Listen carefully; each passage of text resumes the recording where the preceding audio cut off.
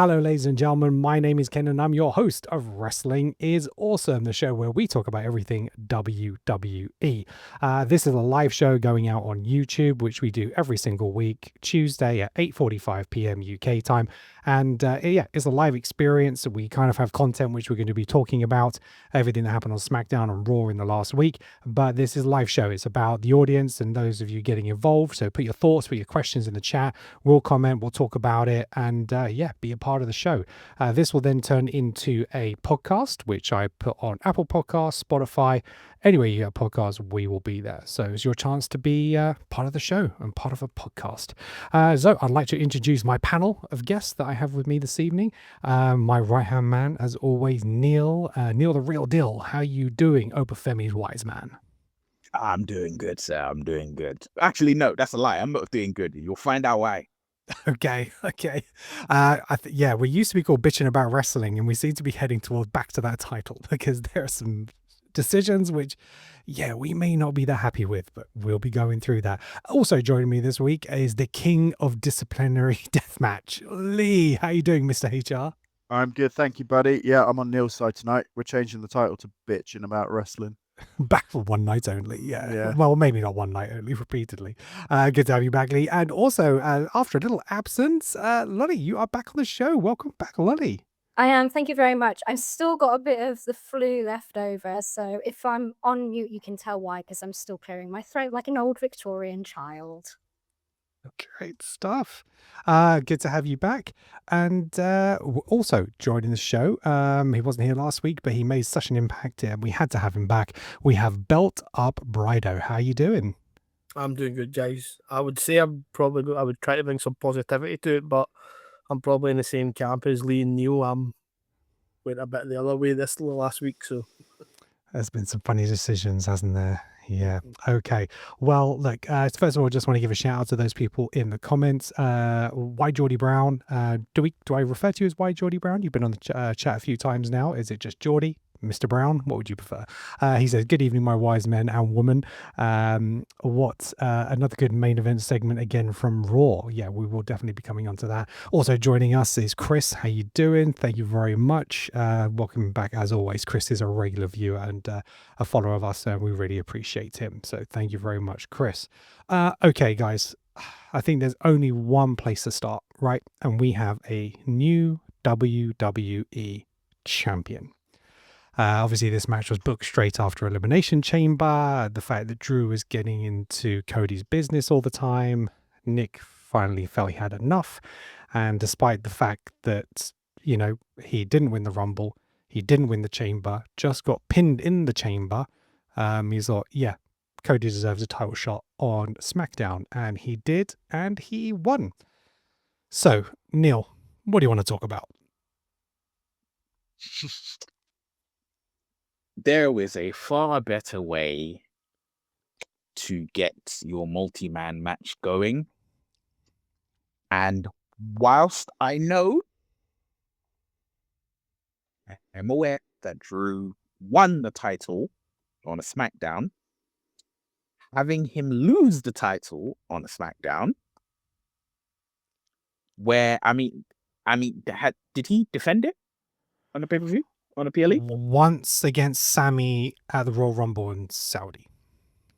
Right. Right. It didn't feel like he's defended it. No. Didn't feel like he's had I've had intrusive thoughts longer than his title reign. What are we doing? It seemed like a very strange decision. It's like they pivoted immediately after the chamber. And somebody said when he won, somebody wrote, and I saw this on social media, and you see things on social media and you laugh because you're like, ha, bull. That's a lie. And it literally said, Drew is 100% a transitional champion. And Drew McIntyre, I don't think so. Yeah, it's not a good reign. It's not a good reign for Drew. And, it seems like they've just put the title on Drew for the tour, the European tour, so he could show off in Scotland and do all the radio and do all the promo work that he did over there. to then just take you back off him before WrestleMania. Lolly, do you think they're still going to go for a multi-man match? Do you still think that is a possibility, or is it just straight Cody versus Randy Orton? I think it's going to be Cody versus Randy Orton. I don't think it's going to be a multi-man match. I mean, potentially there's going to be like some interference, but I think it's going to be a straight Cody versus Randy match, because they seem to now be building up this story about their friendship and how that's going to be like at odds with the title and things like that. So to me, it seems like it's just transitioned into that storyline now. Yeah, that's how I'm feeling as well. And I mean, the tease was there long ago, and we didn't necessarily see it coming now, because even after WrestleMania, we saw those pictures of Randy looking up at Cody and the belt, and it's like there's been laying some foundations.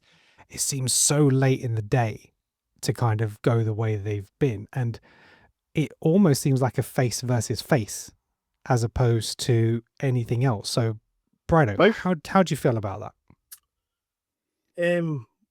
Well, I was going to be disappointed with the Drew thing. I'm very biased. I did make a post saying, let's enjoy this while we can, with Drew and Drew Henry and Joe.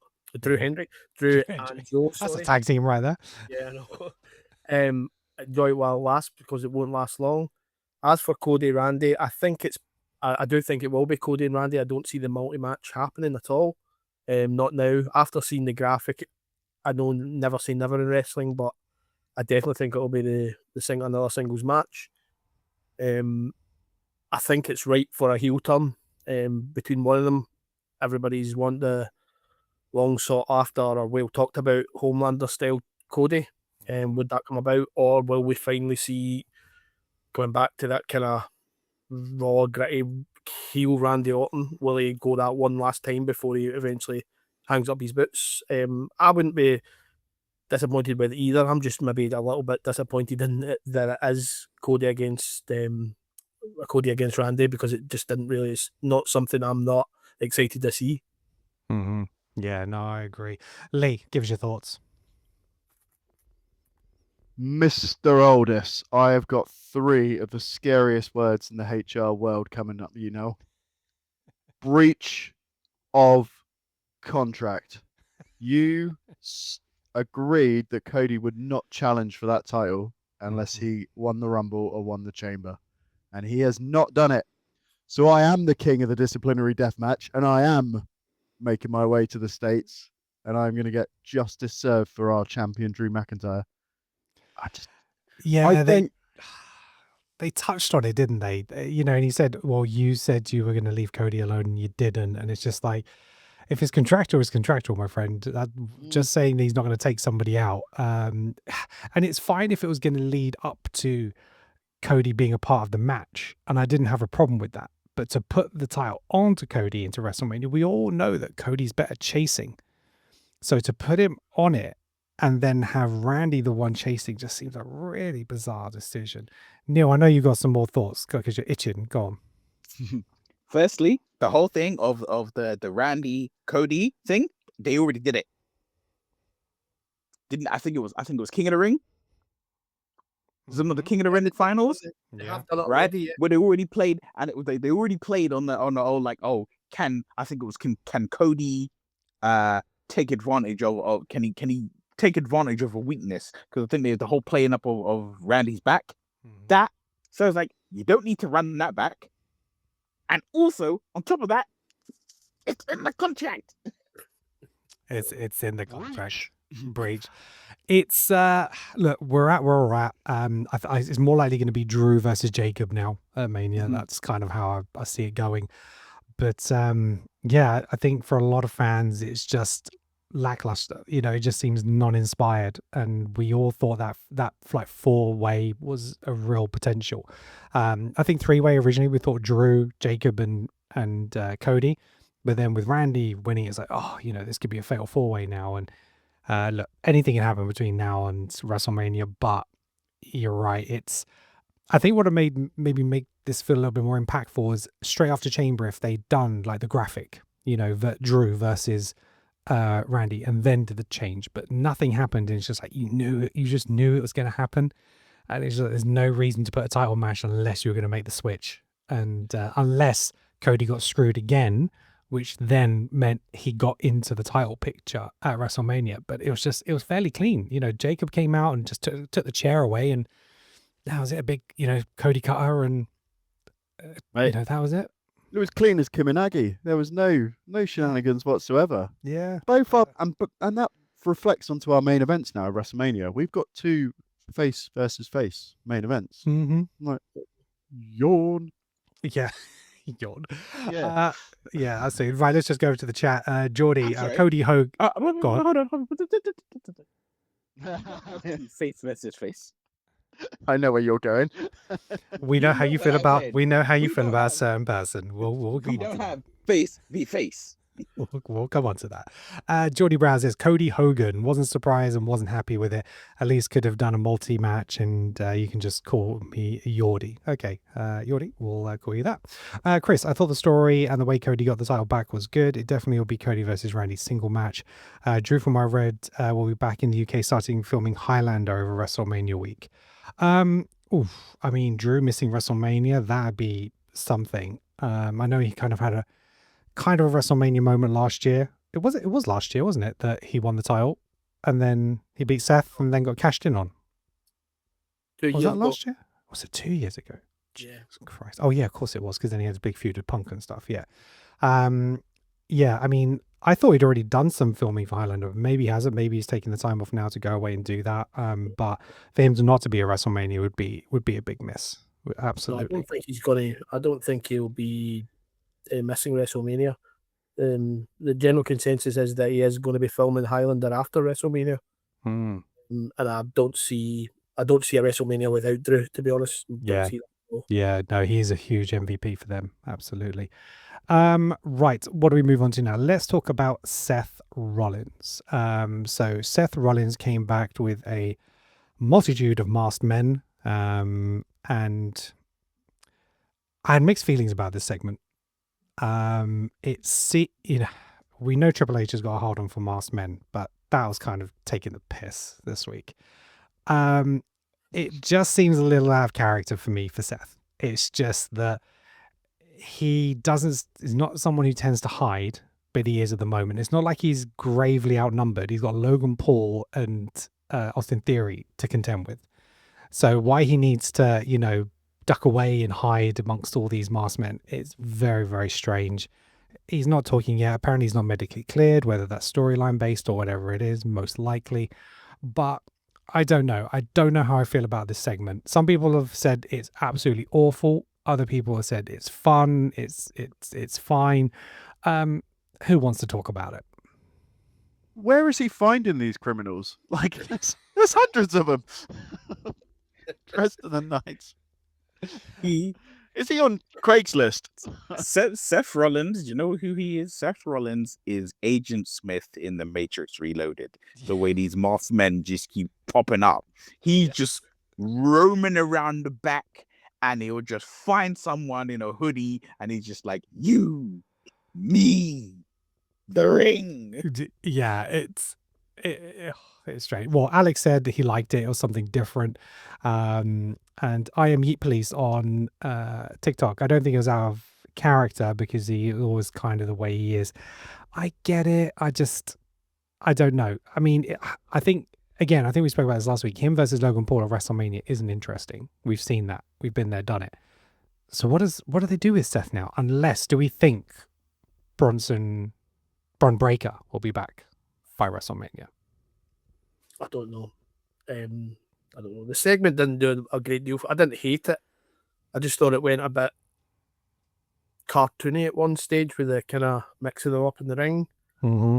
I didn't hate the segment. It's just, again, I feel like Seth's been rushed back because of maybe the injuries, and I'm just not sure.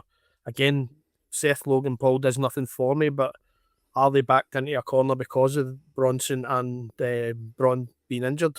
I just don't know. I expected to see Seth at WrestleMania. I just didn't think it would be in regard to this. I thought it'd be involved in something else towards Punk and Roman, but that could still happen as well. But yeah, it didn't do anything for me at all. just didn't like it. Mm-hmm. Yeah. Lily, so Chris has said the mask managed to protect him as he's still not cleared to wrestle, and also they're from Seth's own wrestling school. I know a lot of them are. Some are definitely not in the shape to be wrestlers. There was some difference. Some very there's some very different characters. There was diversity. Yes, there was. There was. Oh, Alex, good reference. Or the foot from TMNT. Yeah, good reference, Alex. Thank you for joining the chat. Lily, how are you feeling about Seth at the moment? I'm feeling a bit indifferent, and I think that might be the worst thing to say when it comes to wrestling, to be honest. I didn't hate the Masked Man segment, but I think because they'd done the Masked Man thing with Austin Theory only like a few months ago, it just feels like a little bit too soon for me. Like we've only kind of just got over that, and now we're back to Masked Men again. So I'm kind of really like distinctly on the fence with it at the moment, which I don't think is a good thing, to be honest. It's something about masks. Like I said, Triple H is hard on. It's like he's pushing everyone with a mask. You've got Penta, you've got two Grande Americanos. If you got a mask gimmick, you're getting a push right now. Look, we'll Don't see. forget Dragon Lee getting it on with Gunther. Yeah, exactly that. It's Although I have to say, I'm preferring the El Grande Americano face-off more than anything to do with the Vision at the moment. That's far more entertaining to me. Yeah, the stuff with the Vision has fallen really flat because of injuries, and they're trying to do something with it. And you know what? I would just say leave it be. Let them maybe go after the Usos. Let them do the tag thing, and just keep it distance. Give Seth a year off. WrestleMania this year, maybe that's where he just needs to recover fully. Yordi, Seth versus Brock, tries to get revenge for Paul Heyman. That's if Bron Breakker is back in time. Yeah, obviously Seth took out Paul Heyman. Brock is going to be back next week. So whether he has issues with Seth because of what he did to his wise man, because is Paul Heyman going to come out next week, or is Brock going to come out and stand there and do nothing and no one answers his challenge? Who knows? Seth's gonna have to be 120% to have his first match back against Brock Lesnar. That's true. That's very that. true. It's probably not the wisest move, is it? Right, let's move on. So the other sort of like main part of Raw was the end segment with CM Punk. He obviously came out to the crowd and he said he wasn't sure of the reactions he was going to get because of the comments he made about Roman's father last week. I heard some of these guys' thoughts, but Lonnie and Brad, I want to come to you. Lonnie, how did you feel that segment went? And did you have issues with Punk? And how do you see him with the comments he made? To me, and I know that in our group chat last week, from last week's Raw, I said I felt like there was a shift, like creatively, content-wise within it. And I feel like that's still kind of maintained. Obviously, I don't know if that's got anything to do with Road Dogg exiting the company. But to me, it feels a bit like there's a new era being ushered in. A new era. New era. I don't know what the era is going to be called. I want to call it the toxic era. Because it was quite toxic comments from Punk, I won't lie. And then obviously with Kit Wilson calling everyone toxic, I thought it fit.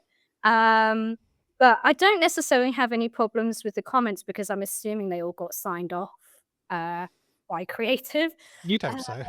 You'd hope so. But yeah, I'm just kind of interested to see how this segment goes. I will say I am getting a little bit bored of the shows finishing with just promos in the ring. Yeah, I agree with that. With like just a match, please, rather than just, people bitching at each other. But yeah, I mean, I'm just kind of intrigued to see how it goes. It'll be interesting because I'm not quite sure where I'm supposed to sit with Punk and the Usos and Roman Reigns now, because I feel like they're all as bad as each other. Yeah, absolutely. Bryder, how did you feel about that segment last week? I enjoyed it. It's definitely been signed off. There's not a hope that coming up to WrestleMania, Punk main eventing with Roman, that even with Punk's history, that he's going to risk doing anything to upset anybody that bad. So it's definitely been signed off. I like the segment. I don't mind it. brings a little bit more grit into it. Will they do the kind of low-hanging fruit thing of Roman maybe saying something back about the dog? Who knows? But yeah, Yeah. definitely see a kind of a shift in CM Punk more towards the kind of heel side. It's in my opinion, it seems to be quite obvious that he's getting a little bit darker. I don't know if maybe that's amped up because it's WrestleMania main event, but it seemed to me just that he was amping up the kind of little more grittier, little more older style Punk. Not quite all the way there or anything, well, actually not anywhere near the way there, but still a little grittier. And we just really need to see what happens when we see Roman again. I just really hope we get to see a good bit of him. Not necessarily any major kind of in-ring action before WrestleMania, but I'll see a lot more of him. I know he's got dates penciled in, but I just really want to see him on TV for the feud to keep building, because so far I think it has been really, really good with the segments we've had. Yeah, I mean, Roman's got a schedule leading up to WrestleMania. It's only every other week, if that, I think. And he's definitely not going to be wrestling before WrestleMania. No. Jeez, you know, do you know what I mean? He wouldn't take that kind of risk. But the Usos, Jay Uso in particular, was very agitated this week. Obviously, they're out following the segment with Seth, coming out after LA Knight, and so we didn't even mention that the Usos and LA Knight all getting involved in the vision. I don't know, and I don't care. But obviously they came out to talk to CM Punk. They wanted an apology, and I think this is an example of where Jimmy is so much better on the mic and his presence than Jay. Jay gets angry, he says a couple of words, but Jimmy delivers a promo. And I thought he was fantastic. And yeah, obviously they took out Punk. You know, they are close, but they wanted the apology. And Punk kind of gave his fake apology where he was like, you know, I'm sorry, but I'm sorry for the way Roman's treated you, and you guys are just Muppets, basically. Neil, how did you feel about this promo with the Usos?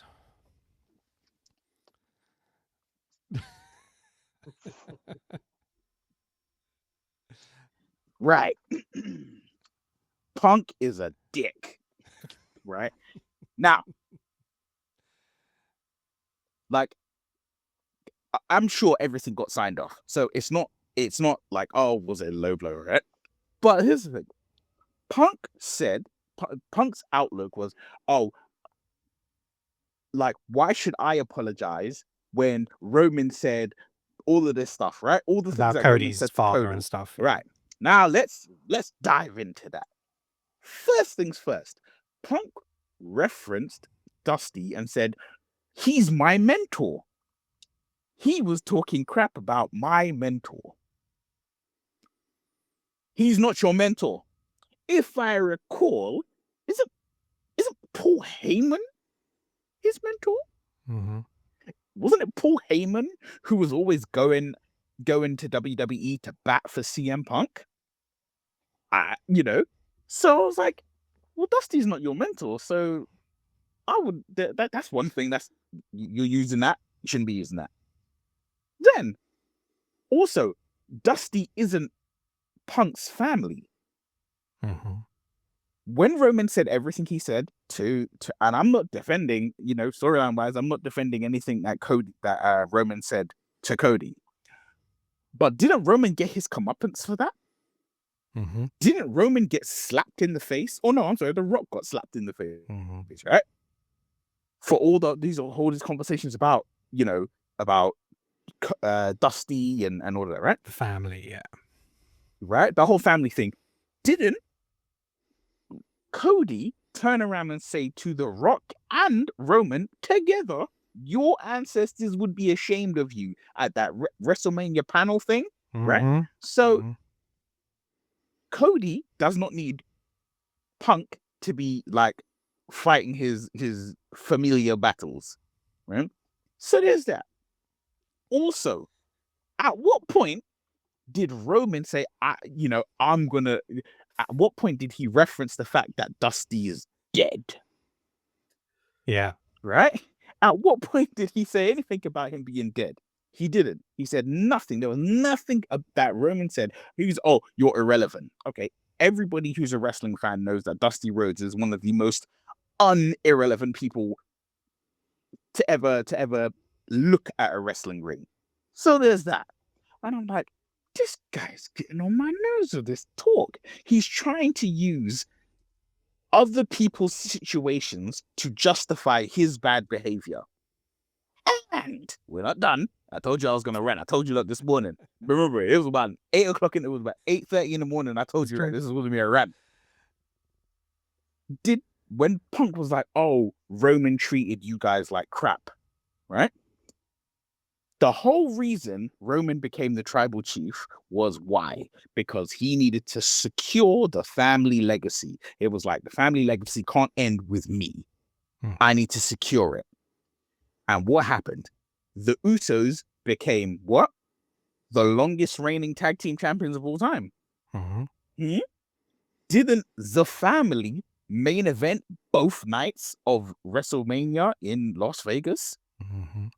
Oh, okay. Yeah. So regardless of the way he went about it, he didn't go about it in a great way, but he did what he said he was going to do. He cemented the legacy of his generation, of his family. Might not have treated him in the best way, but that's why he did it. Everything that's coming out of Punk's mouth is just because, oh, you got told to apologize. Yeah. Also, did Punk treat the Nexus any better than Roman treated the Bloodline?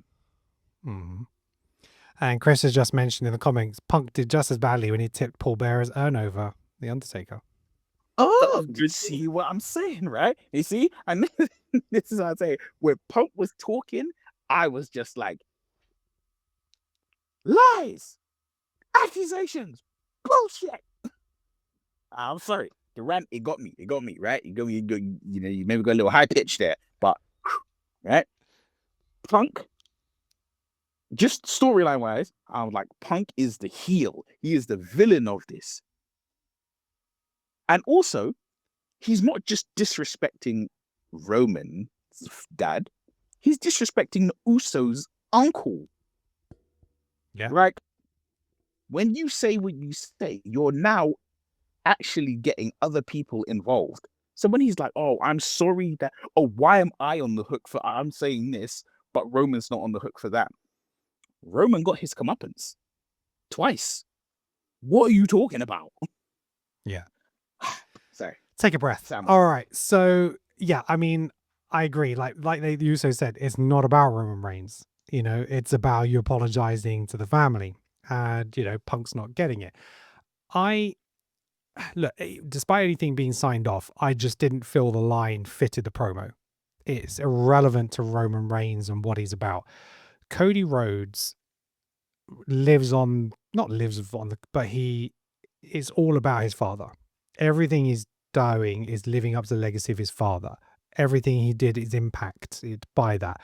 I want to do this because my dad, my dad never won the title, and everything is referenced to him. So then when you're having promos, it's obviously going to be a part of that. Roman never references his father. He never talks about him in that way. He talks about the family, and he talks about, like Neil said, the legacy, and the fact that they bestowed upon him the Ulafala and all this kind of stuff. But it was just so out of left field, it made no sense at the time. And it was just one of those cut-through lines that's how you end the promo. But it was like, it doesn't make any sense of the story, So that was the main issue I had. What we said in the comments. Chris, I thought Punk overstepped the line a little with that promo, but I did like the Uso response and Jimmy taking Punk down. Yeah, I thought that was good. I mean, we may see the Usos fall back in line now with Roman Reigns to support him. We're going to WrestleMania now because it's all about family. Yeah, we said what Neil is so mad he got high pitched. He then called him a son of a bitch. Yes, he did, and that's insulting their auntie. Very good point. Well, Alex. So it's not just one person he's insulting their whole family. Look, we'll see what Roman Reigns brings to the table next week, and what he wants to talk about. But yeah, I mean, Punk's there every week, right? So whether we have another face-to-face. But yeah, again, we've ended the show several times with them now, and Punk. Let's have a little something else. Lee, go on. What's your final thoughts? I want to see Punk do a parody video now of Justin Bieber's "Sorry," and just it's too late. It's too late to say sorry now. No. Right. What else are we going to talk about? Let's talk about the gauntlet match. We had a gauntlet match to determine the number one contendership to the Women's Intercontinental Championship for a match against AJ Lee. Not the biggest fans of gauntlet matches. We know that Alex really doesn't like them, but I thought this was really great. It took up most of Raw, I think, in terms of the matches, but it was, really long played out. We had Io Sky versus Lyra Valkyria, which I thought was a great match, and Io went over there. Then we had Raquel Rodriguez come in, and she showed some of her power and her strength, but then Liv Morgan came down, caused some interference, distracted Raquel, who then obviously got pinned by Io. Raquel went on the offensive after the match, huge beat down on Io, and then Ivy Nile just swept in for a quick pin. Then we had Ivy Nile versus Bayley. I thought Ivy Nile looked fantastic this week. New get up, and they've referenced this in I think it was Instagram and a TikTok about Ivy Nile. She was showing that she's got abs. I think Maxine Debris was like, "Why are you always wearing onesies when you've got this figure?" And then literally this week she comes out and she's like in this new outfit. She showed her power, her strength. She's someone who could definitely do more if she was given the opportunity. And then Bayley is the Bayley to Bayley like the worst finisher? She's got like two of the worst finishers, the Bailey to Belly and the Rose Plant. I just can't with those moves. Ivy Nile was decimating her, and then she hits her with a Bailey to Belly to pin her. You can have your thoughts. So Bailey defeated Ivy Nile, and then we had Bailey versus Asuka, and Lyra Valkyria came to neutralize Kairi Sane. Bailey won, and she's fighting AJ Lee next week, which was a surprise on Raw. So, Brido, how did you feel about the gauntlet match? Enjoyed it again. A lot of talent in that match. I was shocked Bailey won. Mhm. The only reasoning I can probably see is because it's AJ Lee, maybe having somebody a bit more experienced that she could work with better, who's Agreed. possibly the best suited to work with her. I'm still championing Raquel Rodriguez. I'm still hoping we'll get more and more coming from her. I'm certain that we'll be with Liv, pitting them against each other, but I'm always a little bit disappointed now seeing her maybe eliminated a bit early or that kind of way. But yeah, good match. Shock, a little bit of a shock winner. But like I said, Ivy now looked great. I don't know if any of you follow Ivy now on TikTok or anything like that on her socials, but she's always, you see it. It's just every video's so impressive as well. It's just it's really, really good. But yeah, solid match. Enjoyed it. Probably the best kind of women's match I've seen in a while on a TV show. But yeah, really, really good. And hopefully AJ we get a decent kind of feud between AJ and Bailey leading up to Mania here. Or is it Mania? So no, Bailey versus AJ is next week. Next week, sorry. Yeah. That's we're not really going to get a build. We're just going to get the match. So yeah. Yeah. We might get a couple of matches, it looks like, maybe before Mania even happens. And maybe it might be a multi-person match at Mania rather than just being a one-on-one. So they have all these number one contenders in contention at the moment and building that up. Alex and Chris both thought Io was going to win. Lottie, what was your expectations going into this? I also thought Io was going to win when this started. And obviously, as the match progressed, I was quite shocked by it. So from that point of view, I was quite impressed by the booking because the fans did not get what they're expecting to get. But yeah, I was really impressed with Ivy Nile. I found her really exciting to watch. And I thought the whole match was just a really great showcase for all of the women's division as well. Like, really fantastic. I also really want Raquel Rodriguez to get more of a push. I actually find her a bit more formidable than potentially Liv. I know I'm going to get a lot of people staring at me for saying that. But I think she's got the gravitas to be pushed further forward than she's getting at the moment. So I'm looking forward to seeing how the match is going to play out next week. I did think that Bailey was a bit of an odd choice, but I think you're right with your thinking around the fact that she's the most experienced there. It'll help AJ because I think it's been said sort of online that she's kind of still trying to get her footing Mhm. back in the ring and things like that. So it makes the most sense. But yeah, I found the whole match really entertaining. It was probably the most exciting match of all for me. Yeah. No, I think there's a difference between being physically fit and match fit, right? So I think, she definitely needs some more in-ring time. She was with Becky and then Bailey, like, yeah, safe pair of hands. It kind of makes sense. I think, someone like Io probably a bit too much for her at this point. So maybe that'll come later down the line. There's a little bit of build up. So Neil, I don't know if you noticed this. So obviously at the beginning of the show, when Asuka and Kairi Sane are walking through, Io's in the back kind of watching, seeing how Asuka's treating her. Do you see I saw something that. maybe happening with Io and Asuka, like maybe leading into WrestleMania? Is that maybe why she didn't take the win here and there's going to be a story there? I would hope that it was leading up to a match for them at WrestleMania. I mean, the wonderful thing about having two nights is that you can make a lot of matches. But Mhm. no, I just looked at it and I was like, okay, yeah, you're gonna have it that Asuka's gonna lose a bunch of matches, either because either because Kyrie either doesn't help her or helps her and it goes wrong.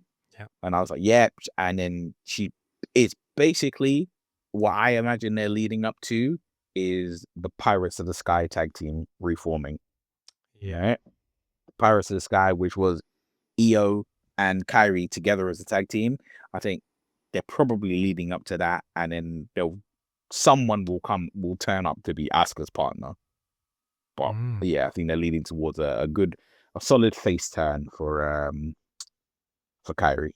Yeah, it wouldn't be a bad move actually to put her in the tag team scene again for a little while, because there's a lot of talent around the two titles at the moment, and again she was with a champion with Rhea, so again she can be champion again and go back into that scene.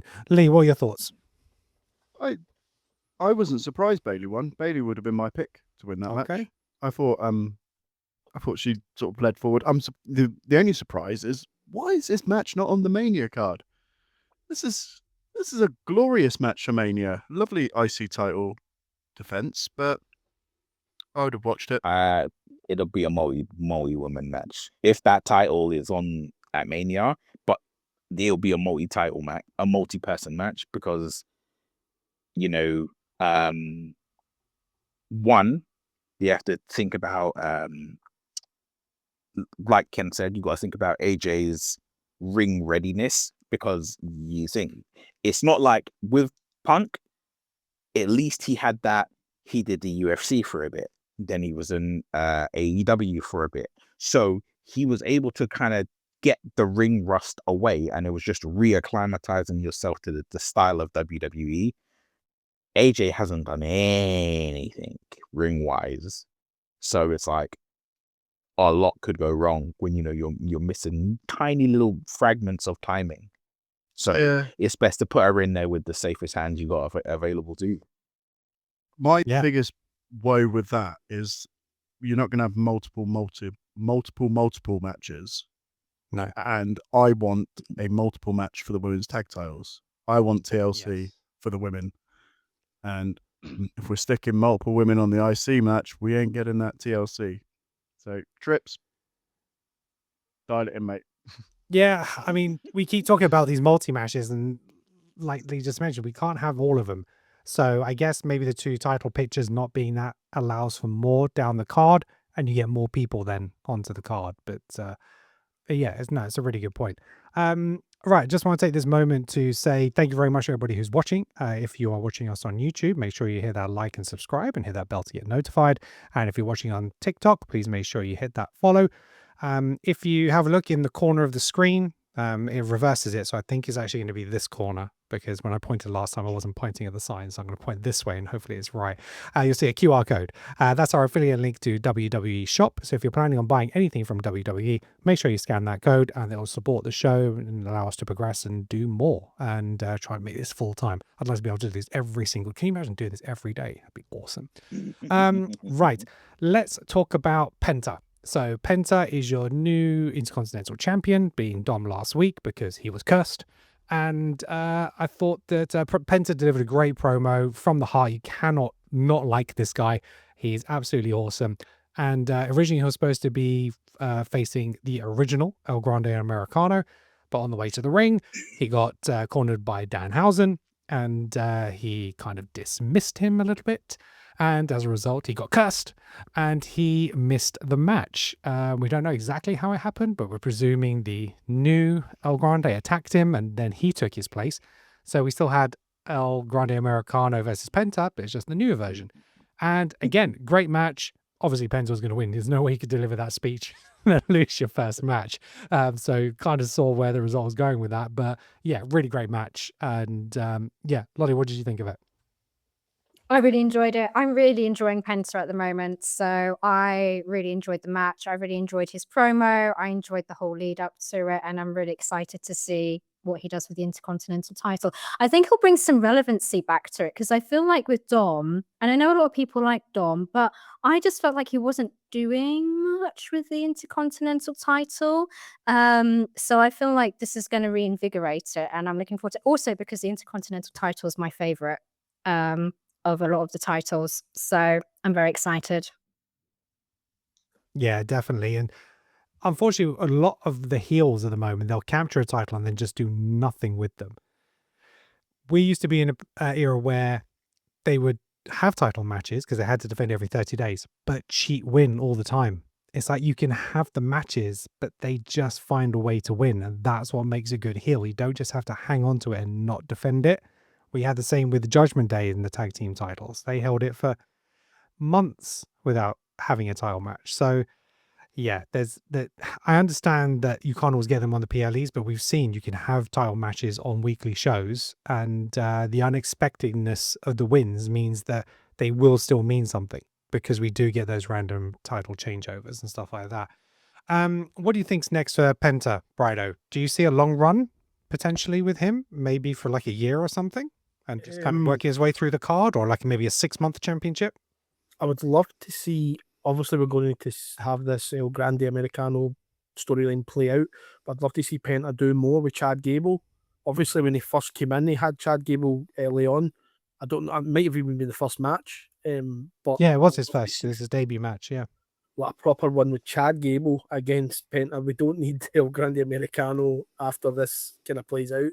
Yeah, they're actually having a match next week, the two El Yeah. Grandes. So hopefully that's going to be the end of it next week, but we'll see. But just get Chad Gable in a feud, possibly with Penta, or in and around that kind of Intercontinental title scene again. Yeah, let's bring the Intercontinental title back up again, a little more relevance.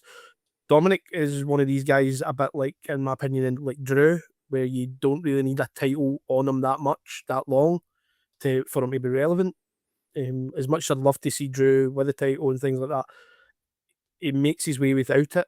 He does deserve it at times, probably, yeah, but let's say these guys sometimes don't need it as much as a Penta or previously an LA Knight and things like that. So yeah, I'm happy Penta's got it. A bit more relevance, a bit more in-ring action, and hopefully a feud with, I mean, there's plenty there that you could feud with. There's plenty. There's Finn is around about the scene as well. There's so many people in about there that could have great matches with Penta. I mean, he'd probably have a great match with himself. You know, I don't know, but yeah, I'm looking for a bit more kind of action from the kind of Intercontinental champion. Yeah, exactly. And Penta's the type of character, he doesn't need to be cutting promos all the time. Just his presence and his aura is enough, and his, his in-ring ability speaks for itself. Any more thoughts on Penta before we move on? I think he'd have a cracking feud with Little Big Kaiser, wherever that guy is. I don't know, but yeah, when he returns, whenever that can be. Wherever he is. No, I don't know. Who do you see him facing at Mania if he has a Mania match? Ooh, that's an interesting one. Chelsea Green. That'd be magic. That would be magic. What have we said on the chat? Steve, Penta goated, get the Lucha Bros back together. Yeah, do we expect to see that in WWE at some point? Eventually. Absolutely. That was the original plan. And then AEW held Rey Fenix back. So that's why Penta debuted on his own. I mean, I'm at AEW, handed WWE the win because we would have got the Lucha Bros, which would have been amazing. but we wouldn't have got Penta on his own, just the aura of Penta alone. Yeah. So thank you for that. But at the same time, they're going to get to it eventually. Yeah. I mean, the tag division on Raw is dire, right? I mean, I forgot the Usos are champions until they mentioned it on Raw, and they're not carrying the belts and stuff. So I don't know. It's just a mess over there on Raw. Let's talk about the Judgment Day. So obviously Dom was pretty pissed that he lost his title. He called out Finn Balor because he couldn't find him backstage because there's so many places to hide. And he called him out and, he blamed him for losing his title. Finn stood up to him, and we've got our Finn babyface turn, essentially. And he was kicked out of the Judgment Day, much like Edge before him, much like Rhea and Damian Priest thereafter. And he was pretty much kicked out of the Judgment Day.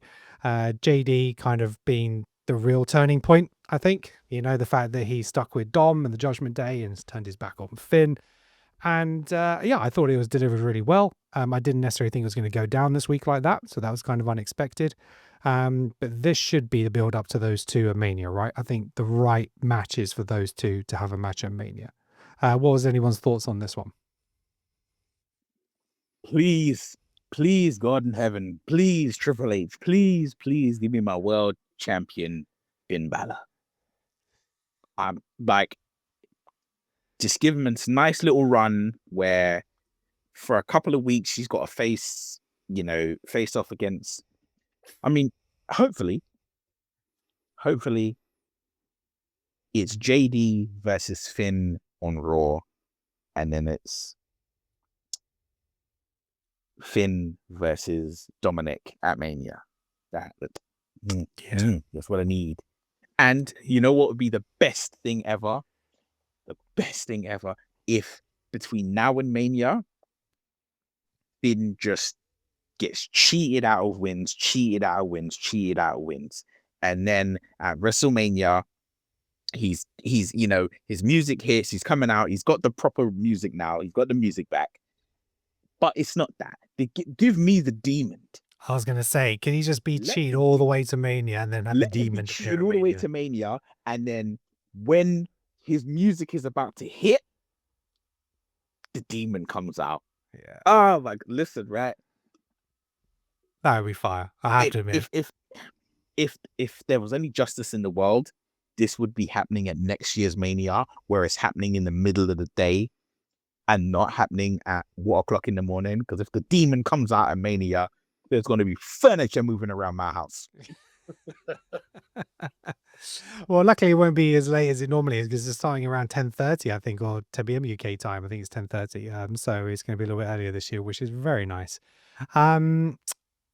Lee, what were your thoughts on this? Loved it. I love how Finn does that Pele kick. So he just, rather than turn around and punch someone in the face, he like turns around and kicks them from behind. I love it. Wasn't it the same thing that he done when he turned in NXT? I think someone referenced that. Yeah. Kick Johnny Gargano in the head. That's it. Yeah. Poetry. It's about time something happened with the Judgment Day, isn't it? They've been a bit boring. Apart from Liv, it's just Dom and Finn at Mania will be great. I don't think we'll get the Demon, but it's unlikely. I think he's already come out and said he's not going to bring him back, but you never know. It could be one last hurrah, but it's unlikely. Do you need the Demon to beat Dom? You don't, but I think it'd just be funny to see Dom's reaction to that version of him, and that's what would be the entertaining part. Not that you need him because he needs that version of him to overcome Dom, but just to scare the fucking shit out of him. He'd absolutely lose it. The final match of The Fiend cannot be him losing to Roman Reigns because the ring broke. Mm-hmm. No, that's a really good shout.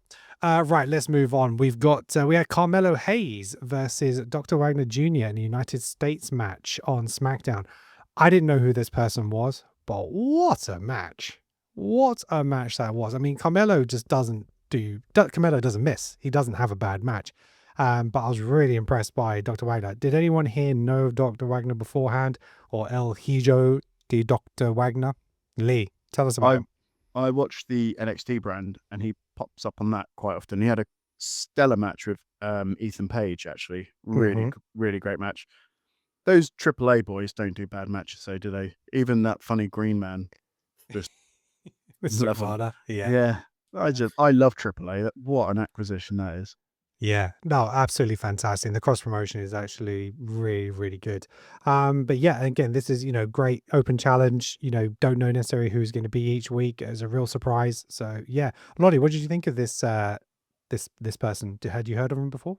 I had no idea who he was, so I was quite intrigued by that. Also, I was quite glad because I think I've said before that I think WWE needs some new blood coming in. So I was actually really glad to see somebody that I hadn't even heard of coming in, and the match was so good. But like you say, I mean, Carmelo Hayes I don't think I've seen him have a bad match. Like, he's just on it constantly. And I think he's a great champion of that belt, to be honest, as well.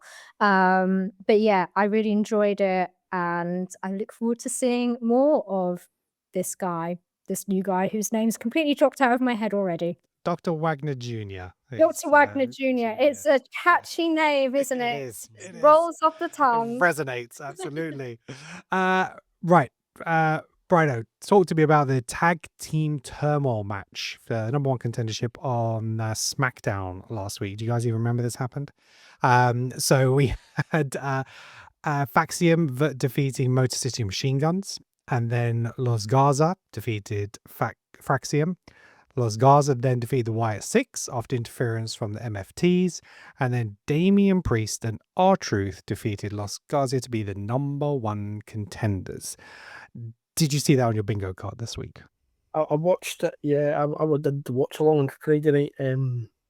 Yeah, it's again just. I think I don't know if maybe it was just me. You knew Damian Priest and Truth were going to kind of at least be the last one in it. And you knew what you were kind of getting. I can't get excited about the SmackDown tag team division because I don't think WWE can get excited about the tag team division in SmackDown. There's a lot of talent there. It's not the talent. It's just not a well kind of thought out thing. They just don't pay enough attention to it. They don't give it enough time.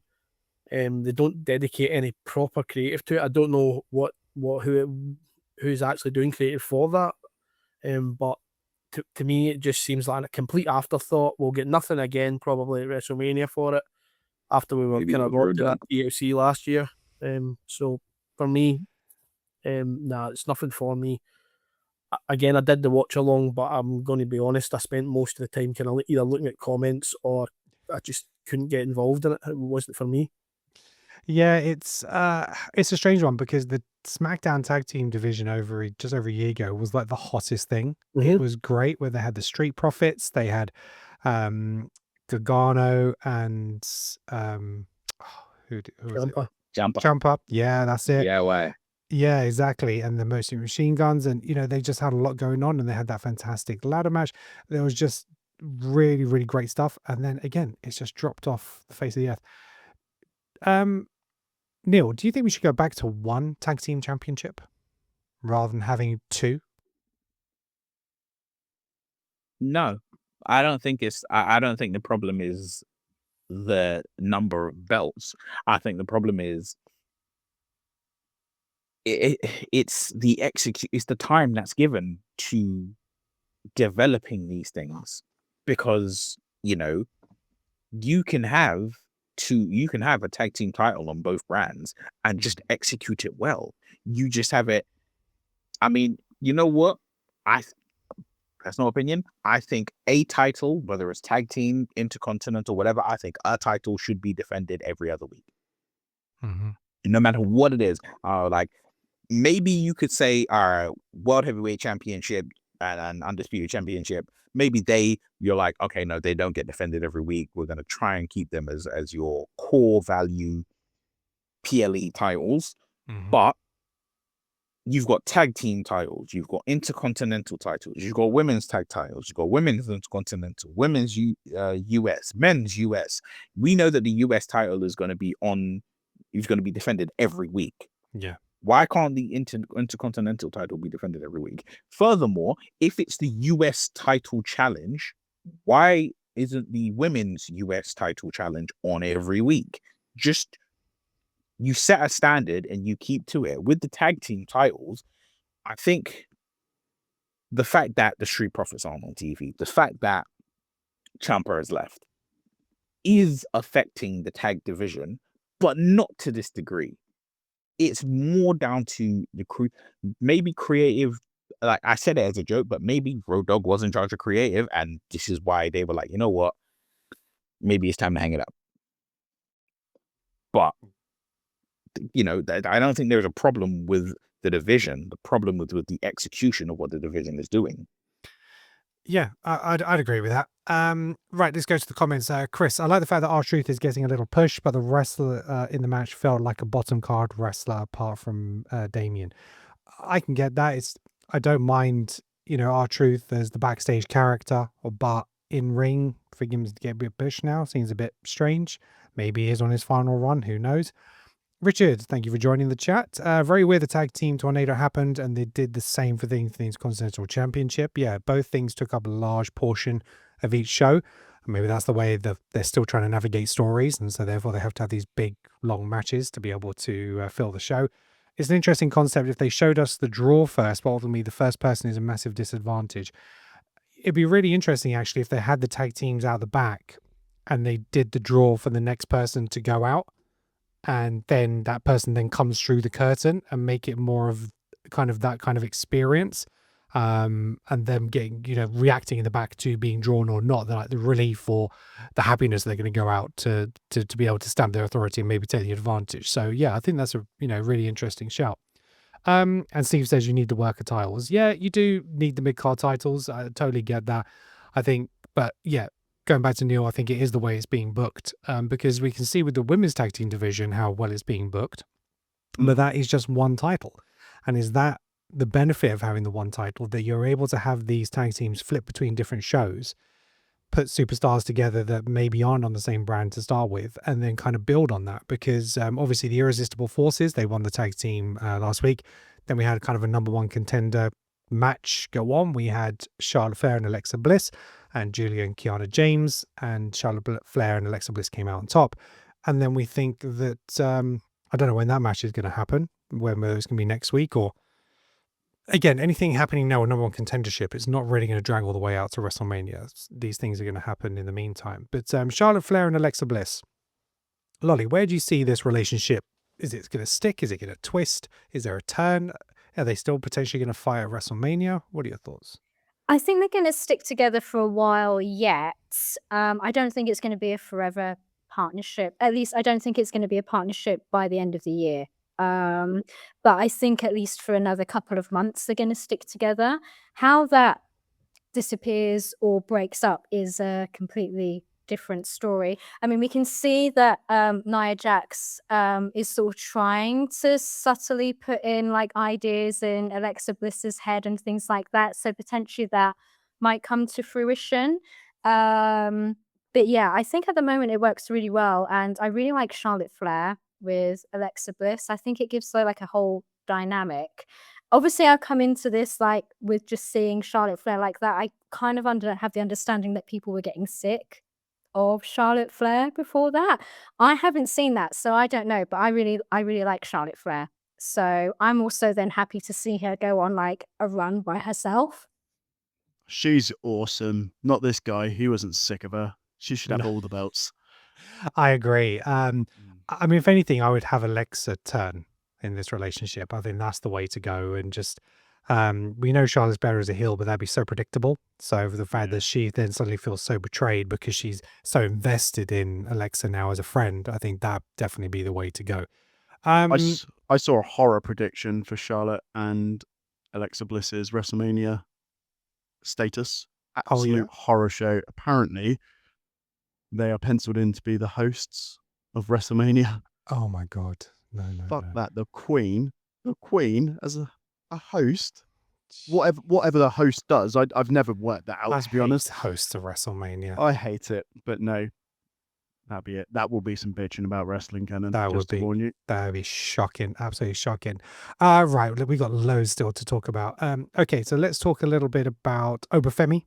So Obafemi is still our free agent, and Johnny Gargano stepped out of his depression on SmackDown. Really happy with him, but he walked out of his depression and straight into a fall from grace because Gargano called out the locker room from impromptu match in order to get himself back on track, and it was answered by Obafemi, who answered the call and battered him. So I can only imagine he's going back into depression next week. And then Obafemi versus Rusev, and Rusev gave a little bit, it wasn't all about Obafemi on Raw, but Obafemi came out on top. Bruno, how you feel about Obafemi? Love him. I love him so much. Like, I love him in bits.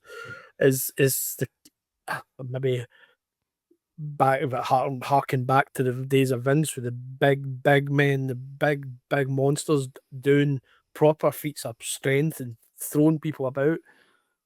It's so good. The man could never say another word again, and he would still come out as a monster. But it's just that the way he talks, the way he presents himself, that entrance, it shouldn't work. Somebody telling him to come out and it shouldn't work, but it does. I mean, it's so good. And you see everybody doing it online. The music, I adore him. I've got so much of his stuff just now. I'm just everything about him. I really, really, really hope they do him justice and just keep pushing him and pushing him and pushing him, because the man could just, it could take off for a long, long, long time. Yeah. I would love to see him on the main roster as a heel as well at some point as well. I just think he's fantastic. I won't hear a bad word against him. No slander against Oba. No slander at all here. Well, there's definitely going to be no slander from Obafemi's wise man. Neil, how do you feel he's being booked at the moment?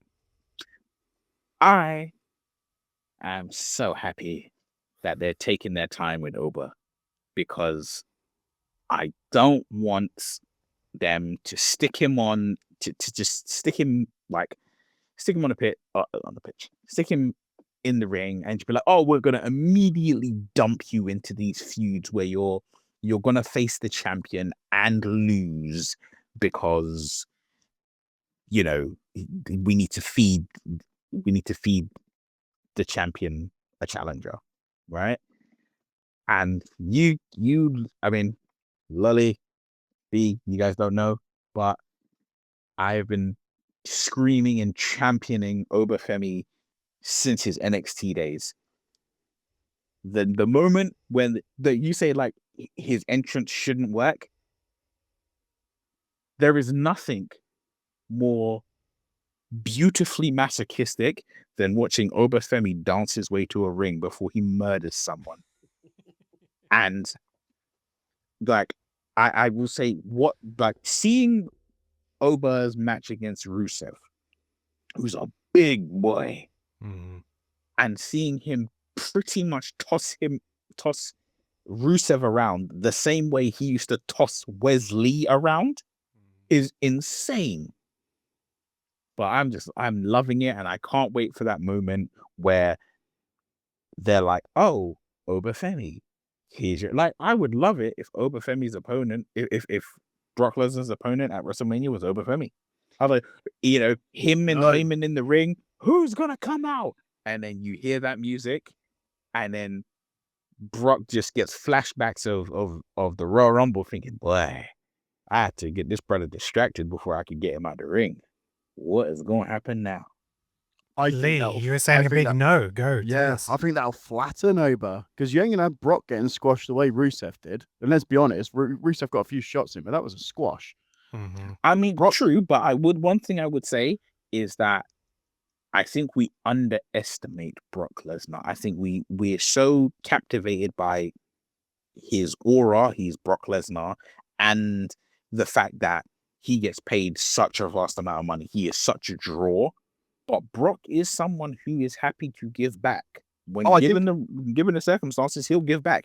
And I'm telling you, because I think Obafemi is WWE's opportunity to do right by him the way that they failed to do by Keith Lee.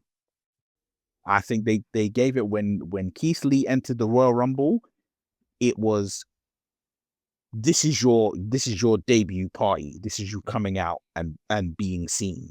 and they gave him that, but then circumstances arose, and in the end, he's now not with the company. And I think Obafemi is that, to slot him into that saying, so you know what, you're gonna have a great showing against Brock Lesnar. But he's going to get And- thrown about as well. And I just think that will diminish Oba's aura too Well, soon. not necessarily, because I think you have. I mean, we're forgetting it's Brock Lesnar. It's like, you know, Brock it's the Lesnar only equivalent of needs thinking- like a 2-3 minute match at WrestleMania.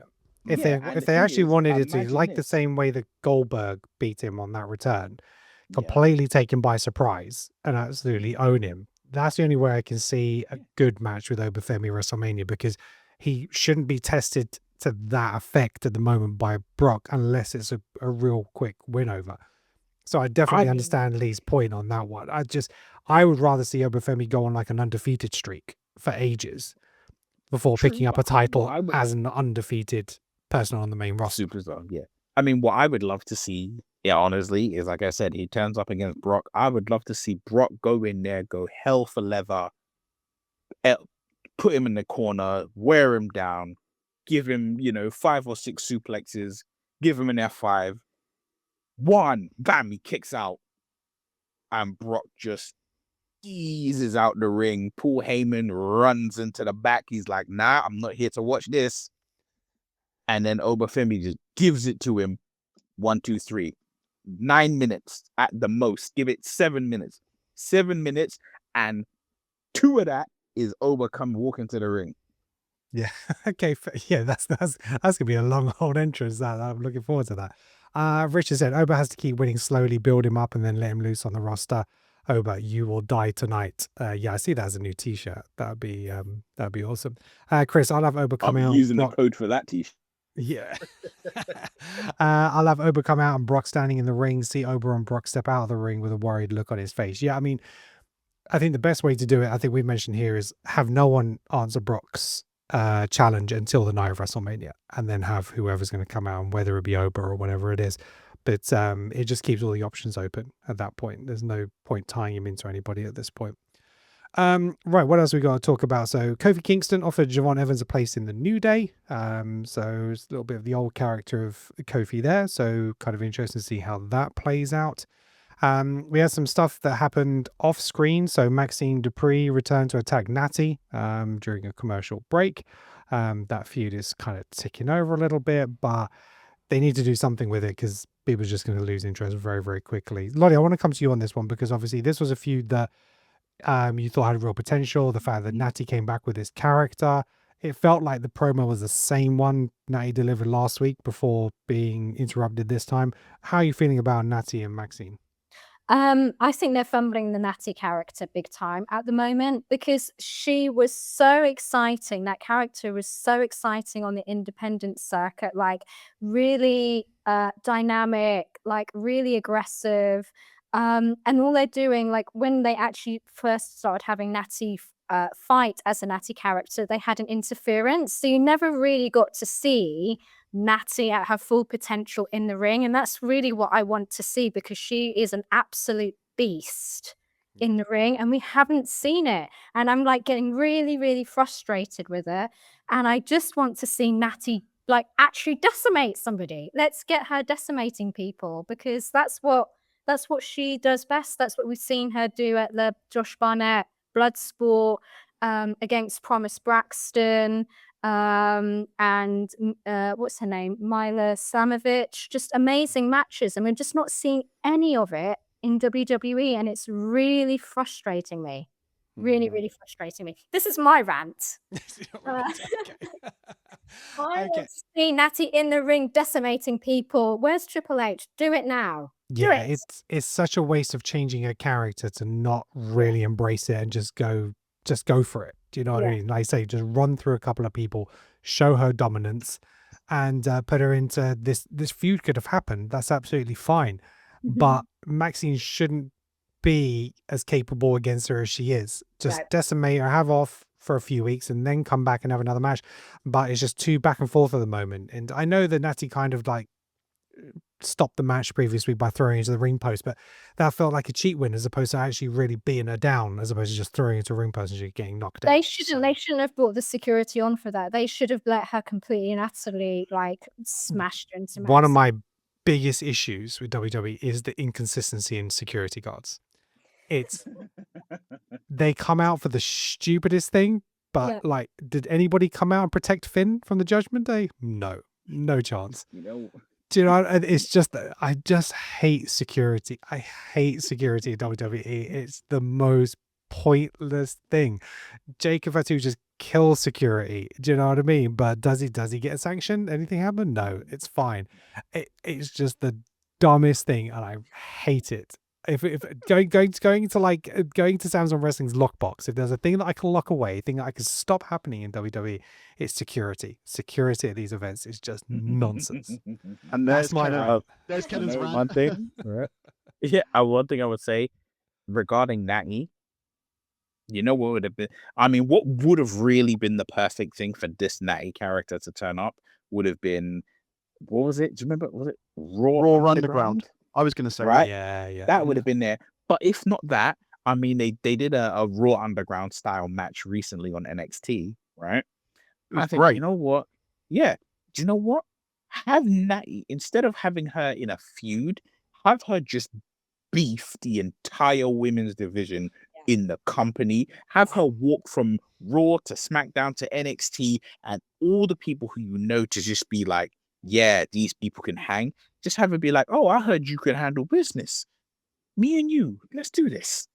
And then just be there and just be like, I'm here to face your best. And then you have her go to NXT and just eat Lola Vice, and then eat, Jada Parker, and then eat Kalani Jordan. And then you have her go to SmackDown and eat Chelsea Green, just, the one time, all right? But have her go there, beat up Meechin, go there, beat up whoever, and then go to Raw and be like, and just work her way through. And then you can have it that maybe that is what leads her into bringing her into the spotlight. She becomes that dominant woman who just beats the crap out of people. She becomes the Brock Lesnar. She becomes what they wanted Ronda Rousey to be. Just walk out, beat the hell out of somebody, and leave. And then, hey, you see where we go from. Because I was really hoping that they were going to set her up to then have maybe a match against Jordan Grace at WrestleMania, because that's a match that I think would be absolutely fantastic. And they just seem to have dropped the ball on that completely. Yeah. I just don't understand what they're thinking at all with that. It just seems like a complete and utter waste. And she is such a hard worker. She knows the business inside and out. She has obviously got the dungeon where she's like bringing, new talent through as well, which they obviously really respect in WWE. But why are they not allowing her to develop her character? I just don't understand it. Yeah, no, it's some really good points there, and as Steve said, do you mean treat her like a female Oba? Yeah, at this point with this character, yeah, she should just be running through people, because this is a new side of her we've never seen, and have that complete dominance. Chris said the security did come out for that Finn beat down. It was Judgment Day stopping them getting in the ring. Yeah, they didn't really put much effort into it though. Do you think they earned their paycheck that day? No. I think it was just like Liv kind of kicking out of the ropes. It's like, okay, we're not going to get in. But when there's a brawl between two superstars, they throw their bodies on the line trying to stop these two wrestlers from fighting each other. It's like, no. What else do we have? So Rhea Ripley and Jade Cargill went face to face after the exchange of words on Twitter. Rhea Ripley informed the women's champion that she will take her title with sheer force at WrestleMania in an intense war of words. Brado, how do you feel about this face to face? How do you see this going down between Jade and Rhea Ripley? I've got my kind of thoughts on how the match will go when they get there. I'm fully expecting Io to come out and cost Rhea. I'm fully expecting that's where that's going to go. My predictions are never right, but that's when I'm going to go nail my clothes there and put my foot down and say, yeah, that's what I'm thinking. Io come out and eventually will cost Rhea. As for the confrontation, there was the kind of social media thing Jade's still kind of keeping that going. Jade was actually on TikTok Live earlier, Oh, really? Okay. and she was still going on about how you don't know me. I only know my circle, and I'm hated, and I don't really care, and things like that. And it just seemed to be keep going in that kind of way. I don't know how much that is built in or planned, but yeah, they're definitely kind of, it's heating up a bit. It's probably low in my kind of excitement kind of rating for WrestleMania and things like that. I'm not that invested in it, mainly because I don't think Jade is quite ready there. I think she's got a fantastic look. I actually think she speaks quite well. She could be a really, really good heel, but I just don't think she's kind of ready for title matches at WrestleMania. But that's just my opinion. And again, I think it was the safe choice to put Rhea in with her because of that. I think she needs to be led a little bit during the match, especially if something does go wrong. So for me, this isn't really something I'm that excited about. I'm going to have to kind of get a little bit excited for it because I watch most of the PLEs with my niece, and Rhea has her favourite wrestler. So I'm You got to get on board, Friday. You got to get on board. I've got to get on board with that a little bit more, and I'm trying. But yeah, it's pretty low in my excitement stakes. But I have obviously predicted the EO thing because I think that's going to eventually come in. Yeah, it's always harder to build. Yeah, it's always harder to build big main events when there isn't real much history there. Yeah, to be able to build upon. So, Neil, you're a fan of Jade, aren't you? Because I know you appreciate her work in AEW and stuff like that. How do you feel she's being used at the moment, and what do you think her run's going to look like into WrestleMania? I think the problem that we're getting with Jade is because Jade's look is so it truly is. I mean, for lack of a better term, it's iconic. The way she looks, she is the perfect physical specimen. And I think the problem is because she looks so good, you're putting her in situations that she's probably not necessarily ready for, because she looks amazing and she's strong enough to do certain things. We're like, oh, well, she's strong enough and she looks great. Put her in the main event, make her the champion. I'm like, we have enough titles that she doesn't need to be the champion. She needs to be intercontinental champion. She needs to be a US champion. In fact, the women's US championship would be perfect for her. You have her win that and then defend it every week. And then every week she's getting better and better and better and better and better. And then when you've had 6, 9 months, maybe even a full year of getting there, then you're like, here's the world title. You're going against Rhea Ripley. Because, you know, I mean, and the whole thing about talking, fortunately, we live in 2026 where you don't have to do your best promo work in the ring. You can do it online. I very much hope that the whole online situation, the whole Twitter things and all of that, I really hope that all of that is just scripted and it's not real, because at the end of the day, like, take kayfabe and storylines out of this. You're a team and you need to work together as a team. You can't be beefing with someone and then entrust your life to this person when you jump off the top turnbuckle to crash through them on the announcer's table. You need to have trust. So, like, let's hope it's all just kayfabe, nonsense. It is. But, it is. I'd refer you back yeah, to I mean, Unreal when yeah. Charlotte and Tiffy had that silly little spat in the ring. They squashed Yeah. that immediately. They were like, Yeah. you can't do that. Exactly. That's what I'm truly, genuinely hoping for. I just think. But one thing that Jade said, and I know this is going to slightly veer off topic, so forgive me for that. There was a whole thing about every time things don't go Rhea's way, she goes to creative. Personally, I think every single person, if you work for WWE as a superstar, you need to have your ass in creative at least a couple of times a week, a couple of times a month. Because when I thought about it, I really did think about this whole creative thing. Do you know the greatest thing that has come from creative, from a wrestler saying, I'm going to creative? The New Day. Xavier Woods had nothing to do, went there. Vince, listen, give me this opportunity. I'm going to show you something special. What happens? We get the New Day. Yeah, it started out a bit rookie. It was a bit of a rocky road when they was preachers. But you think the whole thing of Biggie doesn't become WWE champion without Xavier Woods going to creative. Kofi Kingston doesn't get Kofi Mania without Xavier Woods going to creative. So going to creative is not a bad thing.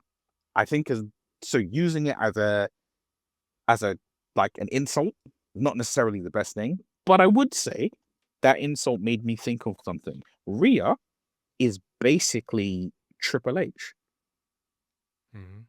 You You take think that back. Triple H? No. Hear me out. And I say it's not a bad thing. It's a very good thing. Rhea and Triple H. So they both come into the ring with a very generic gimmick. The Hunter Hearst Helmsley gimmick, the blonde, no tattoos Rhea. They both get a little bit more edgy. They both join a stable. They both join a alternative badass stable. They both become the star that they are, that we know them as now, right? You can say Judgment Day is basically, a version of D-Generation X. Rhea Ripley is basically a version of Triple H. Interesting take, yeah. It is, but at the end of the day, going to creative is something you should be doing, because if you're going to be great in the ring, you kind of need to be great at also creating stuff. Yes. Chris Jericho has never won Elimination Chamber. He created it. Right? You need to be going to creative and being like, this is an idea. This is an idea. I'm not doing anything right now. Maybe this should happen. Oh, you need to bolster your champion. What if this storyline works? They're all going to creative. It's a swerve. I don't think it's anything more than a loaded comment to get the marks talking and go, yeah. I think for me this feud, look, it's early days. I think they have to build onto something because there's a long way to go. But I don't get the Jade hate. I don't get it, Kenan. I think she looks fantastic. I think she wrestles all right. I think she delivers a promo. I love Jade Cargill. I'm just indifferent. As do I, sir. As do I. But I think the problem is that she just hasn't defended the title. That's my main problem with. Agree with that. I don't have a problem with how she looks. I think she looks fantastic. She's probably one of the best looking female wrestlers on the roster at the moment, physicality wise. She's great on the mic. She's got the presence when she comes out. She's got the entrance music. Everything about her ticks all of the right boxes, apart from the fact that she hasn't bloody defended the title. And when she was yapping in front of Rhea and saying things like, I'm the best women's champion, you're not. You haven't defended anything on TV. What on earth are you going on about? Like, if you're actually that good, prove it. You haven't proved it to me. Yeah, I mean, she had one match against Jordan Grace, and Jordan outshone her in the ring, and so she needs to be doing more.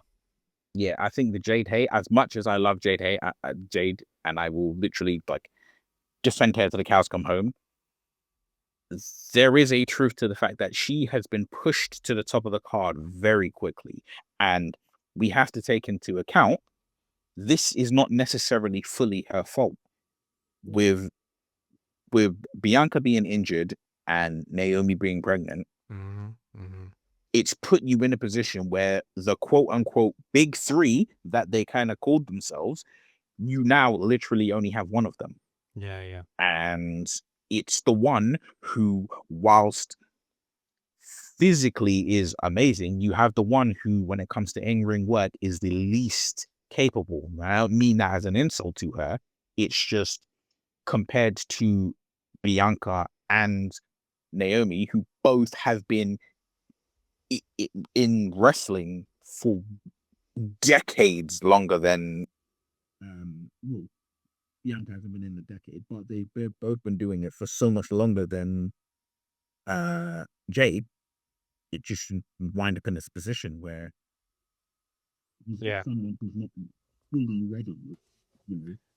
We've lost your mic there, Neil, I think. So you might need to check your mic. It's kind of maybe been knocked out or something like that. Can I butt in again? Because actually, if you've got Jade who does need a bit of like not hand holding, but a bit more of an experienced, wrestler with her, why could she not have had some sort of feud with Natty so that Natty can then bring in this like character from like the indies as well? It just feels a bit like they've missed a trick a little bit. And I agree, it's not Jade's fault at all. It's the circumstances, but the fact that she hasn't defended the title not only makes the title feel a bit irrelevant, but it's starting to make Jade a little bit irrelevant as well at the moment. And that's not a good thing. Yeah, you can have there is a fine balance between having a champion with an aura who doesn't defend and being consistent. So like CM Punk always wants to have matches where Roman Reigns would begrudgingly have a match when he had to.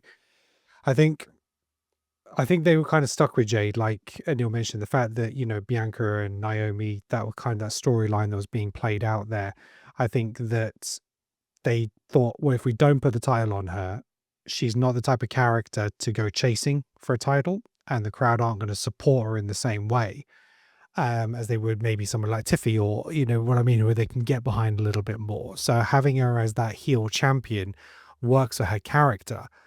I just think they just need a bit more. And I think she would work better with more backstage promos, just like vignette videos and stuff like that. I think that would definitely help her more than what she's currently doing. So, but yeah.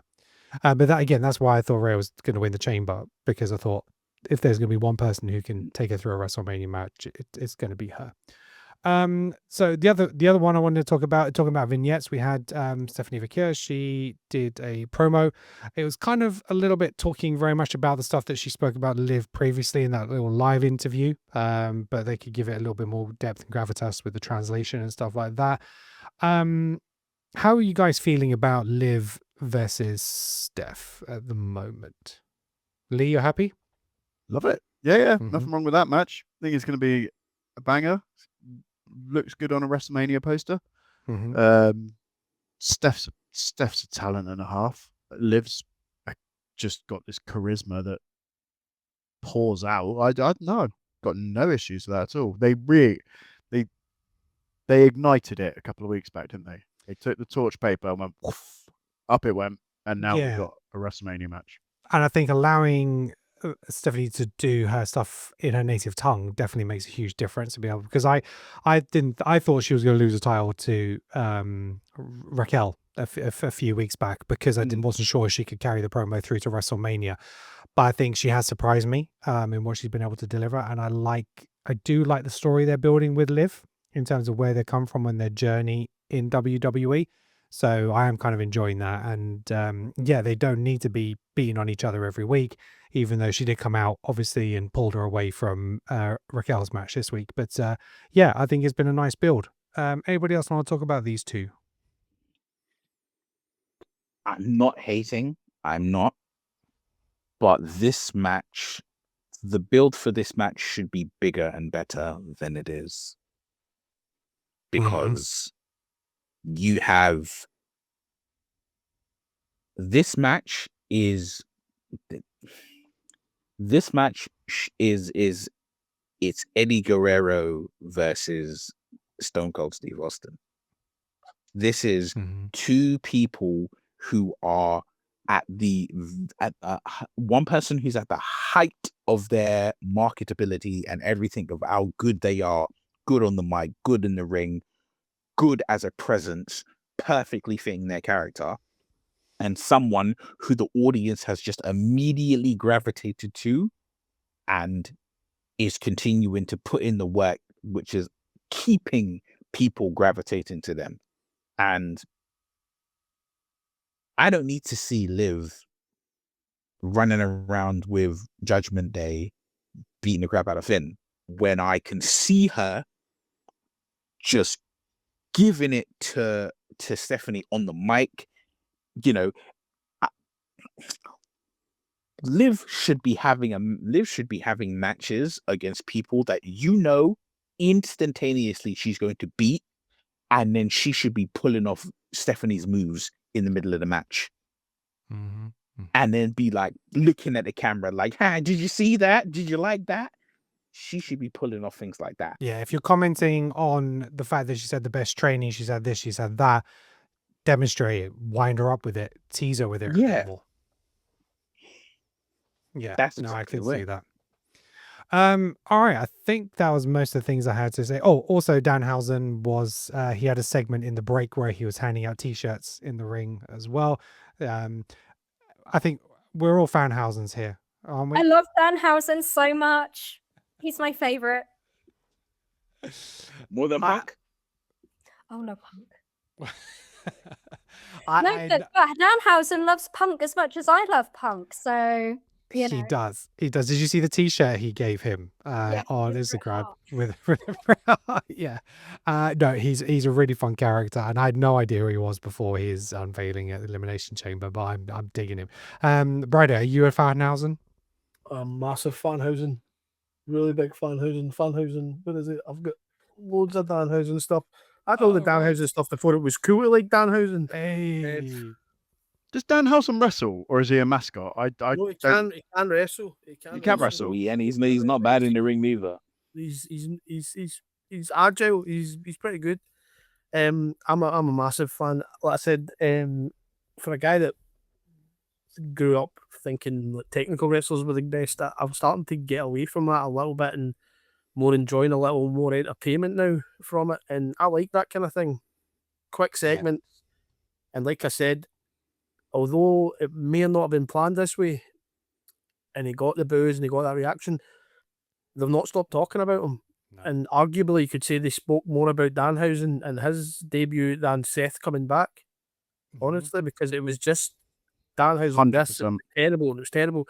Then he came over, he had the little segment, and then he got a little bit more of a cheer, a little bit more of a pop, and then more and more, then obviously with the SmackDown bit, and then again last night. I love him. I think he's great. I liked him in AEW, and I thought he would be far more suited to WWE. So I'm really happy that he's over, and long may it continue, because we need a little bit more fun and a bit more kind of, I don't know, a wee bit more kind of entertaining segments backstage. Sometimes it can be a little bit negative and drab and a little bit dark at times. So yeah, get a wee bit more comedy in there. I don't mind that. Yeah. I agree. Yeah. I love that segment with the demands, and he was like, Hall of Fame entry this year. Yeah. Yeah. I want to Cracked me up, man. picture with Triple H doing the fingers. Danhausen. And as Steve said, if you don't like and subscribe and hit that bell and get notified, you are cursed. What else we said? So yeah, I think we were kind of saying I didn't not like Dan's debut at Elimination Chamber. I just didn't know anything about him. And I think for a lot of the fans, that's probably the same. But I think now we know more about him and who he is, you can't help but love him and fall in love with his character and just kind of just want him to do more and more. Alice said, wife just looked at me and said, you went from hating him to loving him then. And Alice is like, yes, we all love him now. Absolutely. Chris said, ready to explode. Don't like Dan, but I enjoy goofy wrestling. Never liked Punk. Sorry. Yeah, we've all got a lot of Punk haters on here. That's fine. It comes with the territory. Steve, I saw Dan in AEW. He's a great laugh because it's interesting what he's going to do. I wonder if we get a cameo from Danhausen. Oh, cameo. Yeah, maybe we can get a cameo. Does Danhausen do cameos? That'd be awesome. I might pay for. I might pay for it. 200 quid. Oh yeah. Okay. Maybe not. Yeah. I saw you pay rise, buddy. Okay. Put it on expenses. It's fine. Put it on expenses. Yeah. I wonder how many people at head office understand what Danhausen means. They'll probably just think it's a parts for a boiler or something like that. I'll just say. HR approved. HR approved. Awesome. Right. I think that's everything I wanted to cover today, guys. We've gone way over than what I expected to today. So thank you very much for sticking with me. Is there anything anybody else wants to talk about? No, we're all good. Right. So first of all, Brido, tell us where we can find you on social media if people want to know more about you. Find me on TikTok, Belt of Brido, mostly collectibles, title belts as per the name. I'm on Instagram now as well. So if anyone wants to check out there, you'll find me on there short videos, lives every now and again, monthly competitions and things like that. So yeah, mostly on TikTok. Catch me on there. Awesome. And Lolly, where can we find you? You can find me on TikTok at It's Lolly Holland, and I've also started writing more long form content on medium.com. So you can also find me under the same pen name on Medium. Ooh, tell us more about Medium. I haven't heard of that. So Medium's like a blogging website, and anyone can sign up and you can write long form content and things like that. So I've just started penning things because there's a lot of things that I would like to do for TikTok, but because of time constraints and attention spans mainly, it just doesn't work for that format. So I've started doing long form content. I do like a lot of research. I'm a bit sad, so I like save lots of things that I come across, and I'm like, oh, that would be a really good article. So I've got a couple up at the moment. I've got another one that's sort of in my head, which is probably going to be around the length of entrances at the moment. As you all know, I don't like the length of entrances at the moment. So keep your eyes peeled for that piece coming out in the next couple of weeks. Awesome. That's great stuff. And Neil, what about yourself? You can find me here. Okay. You can find Neil here, and you can find him on the Completed It podcast. So if you like anything to do with comic books, movies, basic general entertainment, Completed It podcast, I've been on there a few times as well. It's hosted by our good friend Andy. So yeah, make sure you follow them on YouTube, the social media platforms, Completed It. Lee, obviously, as everything needs to be HR approved, you're not anywhere on social media, are you? No, you go female listeners or male listeners, to be honest, to Wrestling is Awesome. You can find me on Tinder. You can find me on Bumble. No, I'm joking. I will have a new Instagram page coming out soon. Awesome. Well, it should be my fitness journey. But apart from that, Right. HR ain't on the socials. Yeah. No, exactly. Very delicate. Look, thank you for everybody to joining us in the chat. We really appreciate you. Everybody on YouTube, Chris and Steve and everybody on there. Alex, a great show, guys. I acknowledge you. Thank you very much. Chris as well. Thank you for being here as always. We really appreciate you. And thank you everybody on TikTok. 10,000 likes. Thank you very much. We really appreciate you on there. Thank you so much. We are here every Tuesday at 8:45 to talk everything WWE. I really want to get onto TikTok more, but it's just time. Every day I have an intention of doing something and it just doesn't happen. Yeah, it's kind of crazy. So fair play to Lolly and Brido for the amount of content they get out. So it's yeah, fair play to you. And I think that's about it, guys. So thank you very much for joining us. What's next? So I'm not even sure what's coming up on SmackDown this week. Has anything been advertised? I can't think what's been advertised. I know we've got what we've got on Raw in terms of AJ and Bailey and Roman Probably back next week. Brock's back. Yeah. Brock's Hopefully there. Kit Wilson meeting Danhausen. That's what I'm hoping for on SmackDown. Yes, I am here for that. Can you imagine? Kit Wilson cast? I think Kit Wilson. No, I think Kit Wilson will just keep saying to Danhausen that he's toxic, and I think Danhausen will think it's a compliment. Yeah. Toxic cast. Toxic cast. Toxic. Yeah, you can see that happening for sure. Kit Housen. Oh yeah. There's a tag team screaming there. Surely, Kit Housen. Very well done, Steve. Awesome. Right, that's it. Thank you very much, guys. We're going to shut down on YouTube now. So thank you very much. And until next time, peace out.